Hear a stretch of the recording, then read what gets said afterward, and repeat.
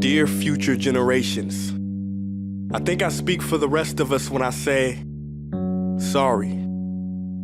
Sorry we left you with our mess of a planet. Sorry that we were too caught up in our own doings to do something. Sorry we listened to people who made excuses to do nothing. I hope you forgive us. We just didn't realize how special the earth was. Like a marriage gone wrong, we didn't know what we had until it was gone. For example, I'm guessing you probably know it as the Amazon desert, right? Well, believe it or not, it was once called the Amazon rainforest, and there were billions of trees there, all of them gorgeous, and... Oh, you don't know much about trees, do you?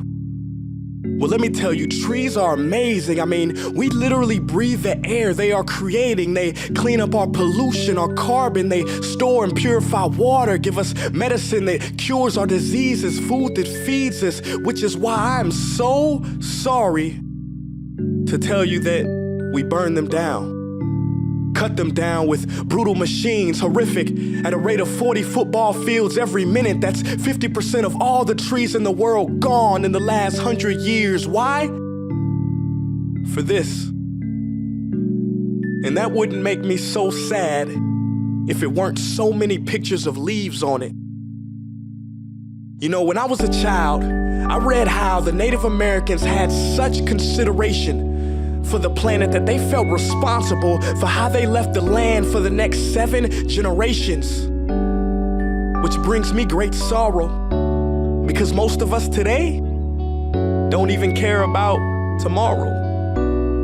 So I'm sorry. I'm sorry that we put profit above people, greed above need, the rule of gold above the golden rule. I'm sorry we use nature as a credit card with no spending limit, overdrafting animals to extinction, stealing your chance to ever see their uniqueness or become friends with them. Sorry we poison the ocean so much that you can't even swim in them. But most of all, I'm sorry about our mindset, 'cause we had the nerve to call this destruction progress. Hey Fox News, if you don't think climate change is a threat, I dare you to interview the thousands of homeless people in Bangladesh. See, while you were in your penthouse nestled, their homes were literally washed away beneath their feet due to rising sea levels. And Sarah PALIN, you said that you love the smell of fossil fuels. Well, I urge you to talk to the kids of Beijing who are forced to wear pollution masks just to go to school. See, you can ignore this, but the thing about truth is, it can be denied, not avoided. So I'm sorry, future generations. I'm sorry that our footprint became a sinkhole and not a garden. I'm sorry that we paid so much attention to ISIS and very little to how fast the ice is melting in the Arctic. I'm sorry we doomed you, and I'm sorry we couldn't find another planet in time to move to. You know what? Cut the beat. I'm not sorry.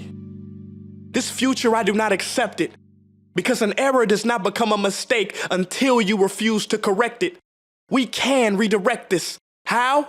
Let me suggest that if a farmer sees a tree that is unhealthy, they don't look at the branches to diagnose it, they look at the root. So like that farmer, we must look at the root, and not to the branches of government, not to the politicians run by corporations. We are the root, we are the foundation. This generation, it is up to us to take care of this planet. It is our only home. We must globally warm our hearts and change the climate of our souls and realize that we are not apart from nature, we are a part of nature. And to betray nature is to betray us. To save nature is to save us. Because whatever you're fighting for, racism or poverty, feminism, gay rights, or any type of equality, it won't matter in the least.